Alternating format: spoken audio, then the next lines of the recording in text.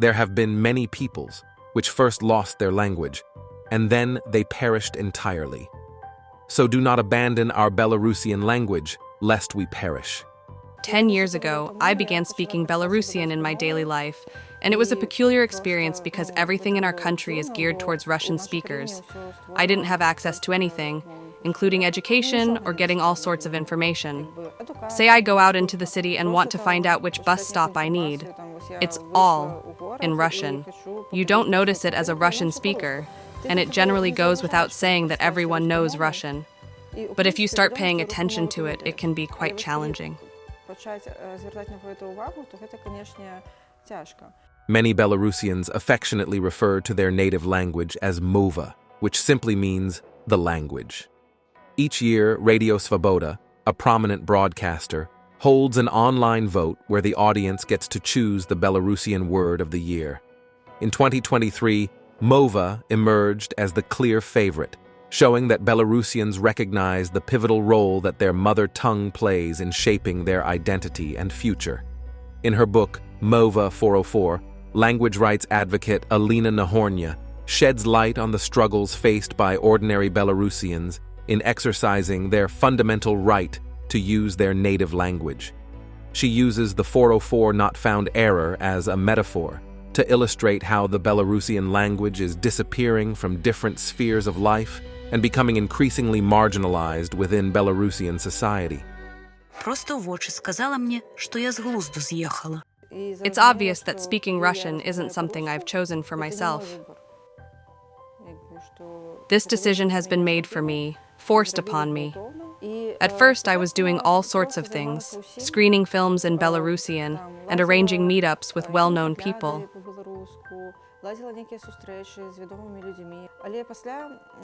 But after meeting my future husband, Ihar, I realized the importance of language rights.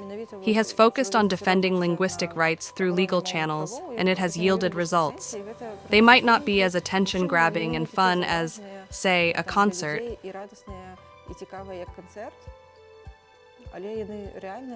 but the impact is real and tangible. A concert may come and go, but the outcomes of legal advocacy are there to stay. I never really thought about speaking Belarusian in Belarus before. I mean, there was just no one around me who spoke it, except for the language lessons at school. The state treated it more like a decoration, maybe using it on museum signs. But all the important stuff is in Russian, and there's no room for Belarusian at all. It exists, but you can't really use it. Until 2020, we started seeing some positive results, like sports posters in Belarusian, which was thanks to Ihar's efforts. We even managed to change a few laws, which now seems hard to believe. For example, the Belarusian language appeared on city signs. We created whole campaigns for this and had some great results in Haumel, also in Baranovichi and a few other cities. It was just an idea I had, while I was thinking about ways to make Belarusian more visible to everyone. We faced a lot of hate, both from ordinary people and from officials. I might be out in the city and meet a city council member who would openly insult me right there on the street. Our efforts ended up annoying every Belarusian state institution. In other words, they were fed up with what we did. When all the turmoil began in 2020, these wonderful institutions saw an opportunity to get back at us for all the trouble we've caused them over the years. They had to, and still have to, respond to our requests for things like translating their websites into Belarusian. They realized that they were now the ones who could make life difficult for us. At first, for half a year or maybe a bit longer, the police, the investigative committee, or just some strange people in a van would show up by our house every 2 weeks. Then it started happening more and more often. Those 6 months were incredibly stressful because I had a young child, and at some point I even stopped leaving the house. The men kept coming by, and at some point they trespassed on our property. They broke into our yard. I knew it was only a matter of time before they would break into the house because they were getting really brazen. So we left and started moving from place to place in Belarus.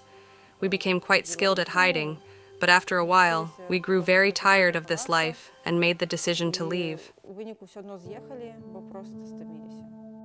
Why would a sovereign state try to limit the use of its own official language and discriminate against its speakers? To answer this question, we must delve into the past. The history of the Belarusian language is nothing short of extraordinary. It has weathered centuries of challenges to emerge as a symbol of resilience and cultural heritage. It has used 3 different alphabets during that time: Latin, Cyrillic, and Arabic. In the Grand Duchy of Lithuania, a multinational medieval state, Old Belarusian, played a pivotal role as the primary language of state documents, official correspondence, and administrative records. But starting from the 17th century, Polish began to push Belarusian out of the state and cultural sphere.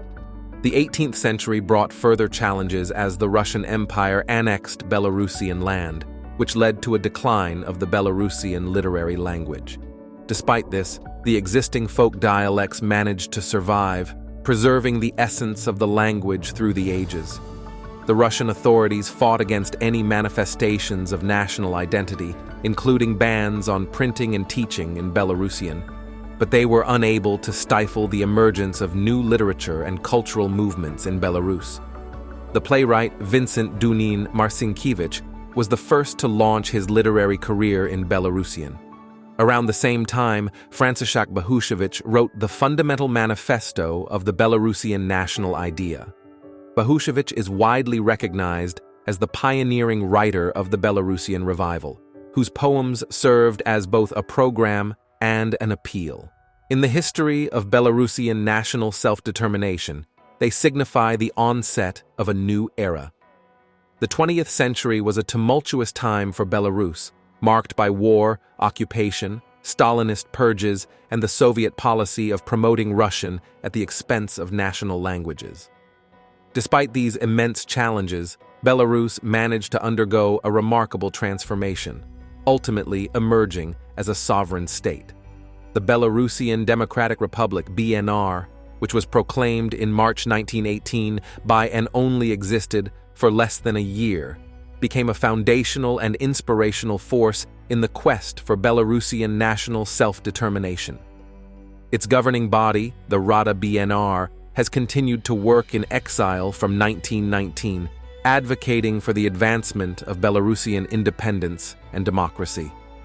The late 1980s and the early 1990s marked a period of significant cultural and linguistic revival in Belarus. After the collapse of the Soviet Union, the Belarusian language experienced a resurgence, reclaiming its place in public life and the education system. This cultural renaissance was accompanied by a rise in national consciousness and a desire to embrace and celebrate Belarusian identity. However, the revival did not last long. The political landscape in Belarus underwent a dramatic shift with Alexander Lukashenko coming to power in 1994. His administration adopted a narrative steeped in Soviet nostalgia. Belarusian became increasingly associated with oppositional voices and dissent. From the very beginning, Lukashenko based his political program on a certain nostalgia for the Soviet era, on downplaying the Soviet terror, the Soviet Russification, on trivializing the danger of it, on understating the tragedy of it. And that is why he ran for the parliament as a Russian-speaking candidate, and then he pursued the presidency as a Russian-speaking candidate. When in power, he very quickly resumed this Soviet policy of Russification, which had been ongoing for decades and had deeply tragic consequences for the Belarusian identity and language. He continued to implement this policy, with a crucial milestone in this process being the so-called referendum in 1995, which officially granted the Russian language the status of a state language. It had the status of an official language before that and was completely functional, but the Belarusian language had, let's say, a kind of primacy, more weight as the only state language, even though no one was forbidden to use Russian. The referendum that granted Russian the status of a state language was, of course, illegal, illegitimate, and falsified, much like any of the elections under Lukashenko's rule. While Russian was declared the second state language, It effectively became the primary and sole state language. As time went on, the situation deteriorated, leading to the gradual disappearance of the Belarusian language from various fields, including education, state media, and government affairs. At present, the Belarusian state almost exclusively operates in Russian, about 95% of the time. The Belarusian language has found limited refuge in certain cultural, traditional, and folklore contexts where it is still being used. However, practical and essential information is available only in Russian. It's a fact. This situation is unique in Europe, as the state language of the country is marginalized by the sovereign state or the nominally sovereign state. You won't find it anywhere else.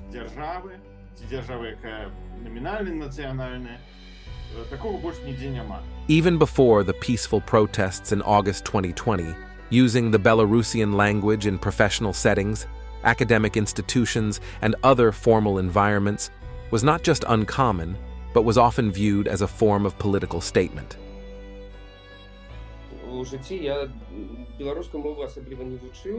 Earlier, I never really made an effort to learn Belarusian because I didn't see the point. I mean, I can speak Russian, so why bother? But then I came to understand that it's not a question of nationalism. Every language carries its own perspective, its own unique philosophy. That's why I wanted to embrace my Belarusian identity, because it's more a part of who I am as opposed to Russianness. And I figured, if I don't start with myself, then how can I expect anything to change? So I decided to conduct an experiment to see if I could speak Belarusian, study in Belarusian, and eventually work as a Belarusian-speaking doctor.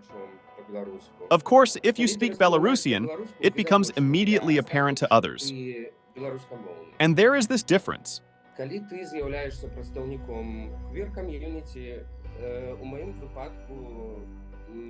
It was much less obvious that I was a member of the queer community, since I don't have a very feminine appearance. However, when people found out that I was gay, since I didn't hide it, I was open about it in both my work and everyday life. And I didn't keep this information to myself.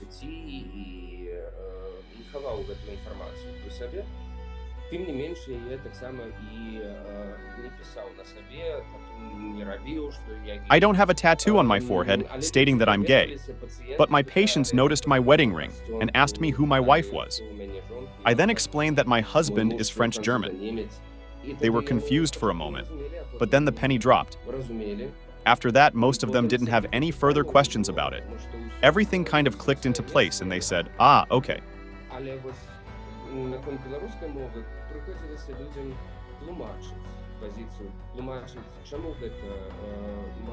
However, when speaking Belarusian, I had to explain why I stand by this choice and why it carries political significance, even though I wasn't involved in any political campaigns, rallies, or other political activity.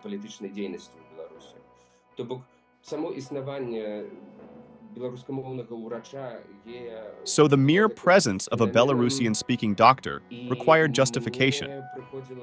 I needed to reassure people that it wasn't dangerous, that it didn't hinder my work or make it difficult for other doctors, and that I could effectively communicate with other medical professionals.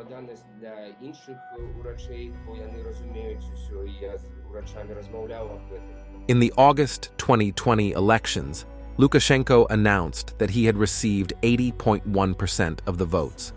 Belarusian society did not accept the results of the rigged election, leading to massive and prolonged protests. In response to the protests, Lukashenko's regime used unprecedented force in repressing members of civil society. Thousands of people were arrested and hundreds of thousands were forced to flee the country. Since August 2020, the Belarusian language has increasingly become the target of attacks by the Lukashenko regime. Alina Nahornaya's survey reveals a troubling pattern of repression and censorship targeting anyone who embraces Belarusian. The act of communicating in Belarusian has transformed into an act of defiance, carrying the risk of persecution and arrest. Belarusian books are being banned. Even two poems by the Belarusian classic writer Vincent Dunin Marcinkiewicz are now classified as extremist. Despite the repression in Belarus, we are seeing an increase in demand for the Belarusian language both within the country and abroad. One of the key tasks of the Belarusian Democratic Forces in exile is to revitalize the Belarusian language, promoting its use in education, literature, publishing, music, cinema, and other domains. Following the downfall of Lukashenko's regime, huge efforts will be needed to mend the damage caused by decades of dictatorial rule. A critical focus during this transition should be the reinstatement of the Belarusian language in all sectors of society.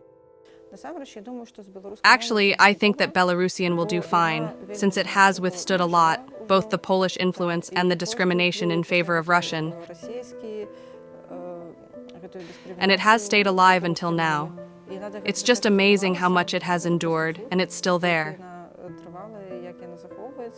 I think that if every one of us understands that preserving the Belarusian language is an important endeavor for Belarus. In fact, I believe that the foundation of Belarusian statehood lies in its language. So if everyone just makes a small contribution, the usage of the language will gradually expand in Belarus, and it will become increasingly prevalent. Belarusians are keenly aware of the challenge ahead and have not given up on their future. After all, the fourth-ranked word in the Belarusian Word of the Year ranking was nadzieya, which translates to hope.